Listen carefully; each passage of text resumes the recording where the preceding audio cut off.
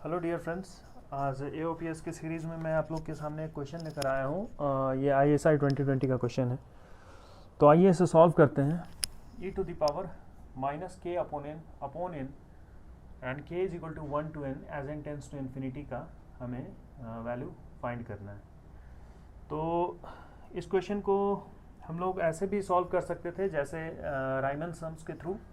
Riemann sums जो है वो हायर मैथमेटिक्स में पढ़ना है, जो लोग बीएससी किए होंगे वो लोग जानते होंगे राइमन सम्स। लेकिन चूंकि ये क्वेश्चन टारगेटेड था क्लास 12 के स्टूडेंट्स के लिए, तो इसीलिए हम लोग इसको यूज़ नहीं करेंगे। इस मेथड को यूज़ करके ये क्वेश्चन 3 से 4 लाइन में सॉल्व हो जाएगा। हम लोग इसको जेनेरिक मेथड से लेके बढ़ेंगे। तो जो जेनेरिक मेथड है वो हमारा, हम लोग एक फंक्शन लेते हैं e to the power minus x और एक इंटरवल लेते हैं 0 से लेके 1। इस इंटरवल को हम लोग n पार्टीशंस में ब्रेक करते हैं। तो पहला जो पॉइंट होगा 1 अपॉन n, 2 अपॉन n, ऐसा करके केथ जो होगा वो होगा k minus 1 upon n, k upon n, और 1 जो हो गया वो तो n अपॉन n हो गया। ठीक है, तो ये हम लोग क्यों कर रहे हैं या फिर ये फंक्शन कैसे चूज़ कर रहे हैं ये सब आप लोग समझ में आ जाएगा आगे। अब हम लोग यहाँ पे क्या लिख सकते हैं, integral 0 to 1 e to the power minus x d x. इसको लिखा जा सकता है k minus 1 upon n, k upon n e to the power minus x d x sigma k is equal to 1 to n। k is equal to 1 का value अगर आप put करते हैं तो ये 0 होता है, n के वैल्यू पे ये 1 होता है। यानी बेसिकली हम लोग क्या कर रहे हैं कि छोटे छोटे रेक्टेंगुलर स्ट्रिप्स का एरिया निकाल के सम कर रहे हैं उसको। तो ऐसा हम लोगों ने लिख दिया। उसके बाद ये जो फंक्शन है e to the power minus x, इसका कर्व कैसा होता है, ये कर्व कुछ ऐसे होता है। ये अगर आपका x एक्सिस है और ये अगर आपका y एक्सिस है, ये जो पॉइंट होगा ये होगा 0,1 and this function is strictly decreasing. जैसे जैसे x का वैल्यू बढ़ता जा रहा है ये जो फंक्शन है ये डिक्रीज होता जा रहा है। ठीक है, तो हम लोग जो अब इंटरेस्टेड हैं यहाँ पे वैल्यू फाइंड करने में वो है k माइनस 1 अपॉन n और k अपॉन n का। ठीक है, यानी वैल्यू फाइंड करने में नहीं, उसको थोड़ा एनालाइज करेंगे हम लोग यहाँ पे। तो k माइनस 1 अपॉन n और ये पॉइंट मान लीजिए k अपॉन n है, और ये हम लोग जो वैल्यू जो रेंज का बात कर रहे हैं वो मान लीजिए 0 to 1 का बात है। तो यहाँ से आप एक चीज़ देखेंगे कि k माइनस 1 अपॉन n के कॉरस्पॉन्डिंग जो y कोऑर्डिनेट है, जो ये लेंथ है वो बड़ा है compare to k upon n के कॉरस्पॉन्डिंग, यानी this length is larger than this length. और अगर बीच में मैं कोई पॉइंट x लेता हूँ तो ये बीच का लेंथ होगा। यानी हम लोग ऐसा लिख सकते हैं कि e to the power minus k upon n, चूँकि मैंने फंक्शन लिया था e to the power minus x, e to the power minus x and e to the power minus k minus 1 upon n। ठीक है, ये हम लोग कुछ नहीं कर रहे हैं, बेसिकली ये लेंथ्स का बात कर रहे हैं। ये लेंथ, चूँकि ये फंक्शन डिक्रीजिंग है स्ट्रिक्टली, ये लेंथ सबसे बड़ा, ये उससे छोटा और ये उससे छोटा, तो वही चीज़ को हम लोग मैथमेटिकली यहाँ पे लिख रहे हैं। अब e to the power minus k upon n, e to the power minus x, e to the power minus k minus 1 upon n, ऐसा हम लोगों ने यहाँ पे इस चीज़ को लिख दिया। तो जब इस चीज़ को ऐसा हम लोगों ने लिख दिया तो अब हम लोग क्या कर सकते हैं यहाँ पे हम लोग अगर e to the power minus k upon n और e to the power minus x, e to the power, अगर हम लोग इंटीग्रेशन लेते हैं हर तीनों पे, यानी k माइनस 1 अपॉन n से लेके k upon n, e to the power minus k upon n and integral k minus 1 upon n,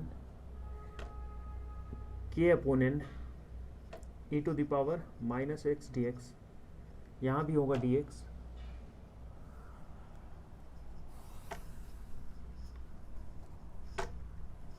तो यहाँ से लिख सकते हैं हम लोग k minus 1 upon n, k upon n e to the power minus k minus 1 upon n dx।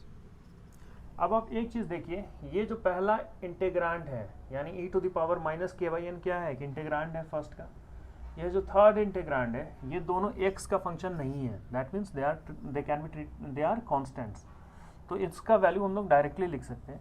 तो जो वैल्यू लिखेंगे वो क्या आएगा इस इंटीग्रेशंस का, e to the power minus k upon n upon n, ये हो गया पहले का वैल्यू। दूसरा बीच में हमारा आ गया इंटीग्रेशन जीरो नहीं, k minus one upon n से लेके k upon n e to the power minus x dx।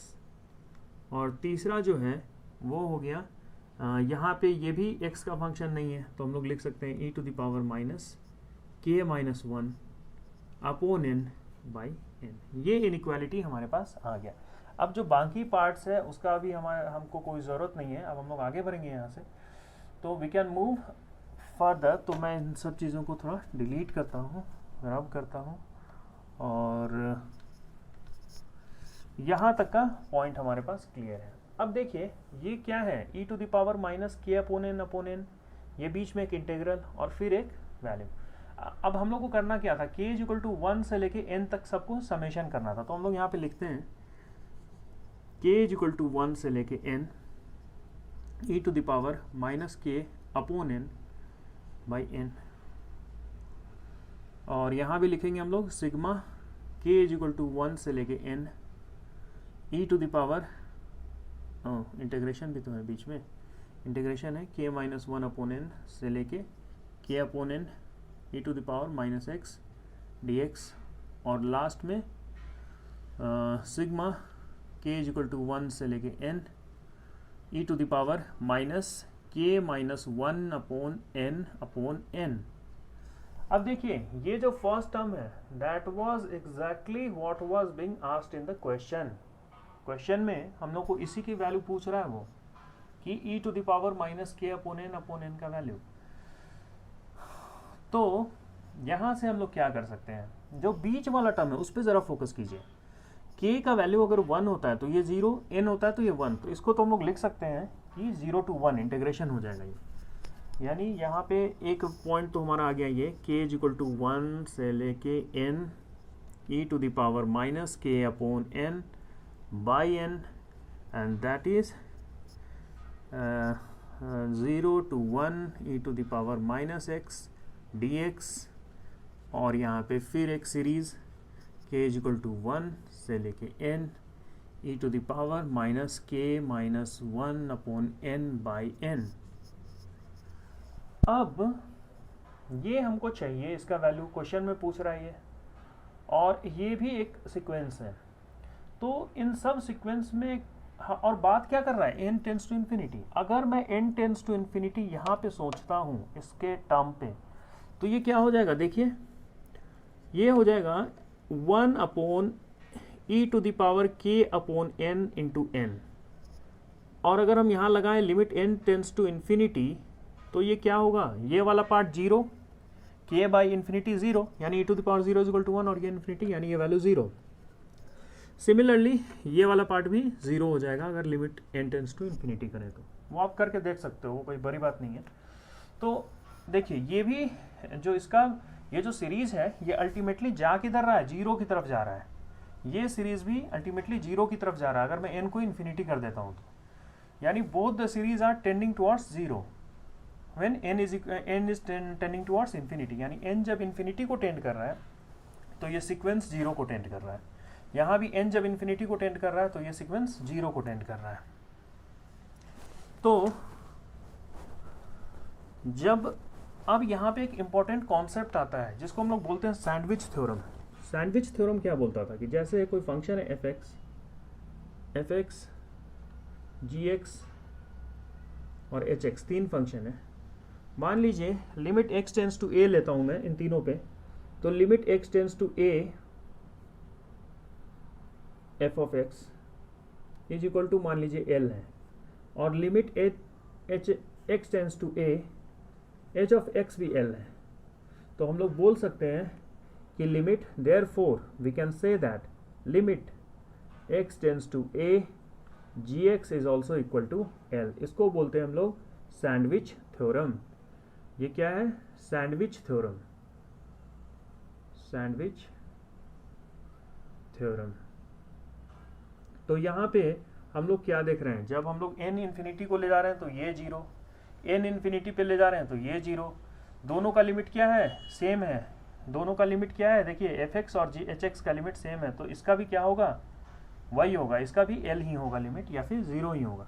तो हम लोग बोल सकते हैं कि अगर इस ये जो फंक्शन है, मान लीजिए कि ये लिमिट एल को टेंड करता है, लेट अस से ये इन्फिनिटी पे जब जाता है तो ये लिमिट एल को टेंड करता है, और ये भी ये सीरीज लिमिट एल को टेंड करता है। देखिए वो जो जीरो को टेंड कर रहा है, आप ये मत समझिए कि वो पूरे सीरीज का समेशन है जीरो, वैसा नहीं है, वो तो लास्ट टर्म, यानी जो एन इन्फिनिटी को टेंड कर रहा है तो जो लास्ट टर्म है वो जीरो हो जा रहा है, यानी फंक्शन घटते घटते घटते जीरो की तरफ जा रहा है। लेकिन उस सिक्वेंस का तो कुछ समेशन होगा ना, वो समेशन को हम एल मान लिए, यहाँ पे भी एल मान लिया ऑब्वियसली, क्योंकि दोनों का जो लास्ट टर्म है वो सेम है और पूरा फंक्शन स्ट्रिक्टली डिक्रीजिंग।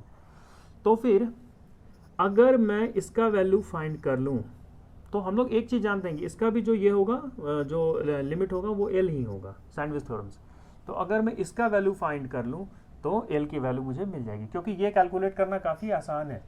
तो अगर मैं कैलकुलेट करूँ 0 to 1 e to the power minus x T x, तो ये क्या होगा e to the power minus x upon minus 1, और यहाँ वैल्यू पुट करेंगे 0 से लेके 1, यानी कि e माइनस 1 1 पुट करेंगे तो माइनस 1 अपॉन ई, और minus plus 1 upon e to the power 0 यानी 1, यानी 1 minus e to the power minus 1, ये होगा हमारा सॉल्यूशन। अब देखिए मैथमेटिक्स बहुत लोग पढ़ते हैं, बहुत सारे बच्चे पढ़ते हैं, लेकिन बहुत सारे बच्चों का जो पढ़ने का तरीका होता है वो होता है बस किसी तरह सॉल्व कर लेना क्वेश्चन, वो नहीं। ये क्वेश्चन एक्चुअली, इस क्वेश्चन को आप फील करेंगे ना तो आप पाएंगे कि पूरा इंटीग्रेशन का जो कॉन्सेप्ट है, पूरा इंटीग्रेशन का कॉन्सेप्ट इस क्वेश्चन में आ जाता है कि कैसे लिमिट ऑफ ए सम जो होता है वही हमारा डेफिनेट इंटीग्रल होता है, कैसे एरिया निकालते हैं टाइनी स्ट्रिप्स का और वो रेक्टेंगल के जो डेफिनेट इंटीग्रेशन है उसके एरिया पर जाता है, वो मैं डिस्कस करना चाहता हूँ, लेकिन वो वीडियो 1 घंटा का हो जाएगा या मोर देन 45 मिनट्स का हो जाएगा, इसीलिए यहाँ मैं नहीं कर रहा हूँ।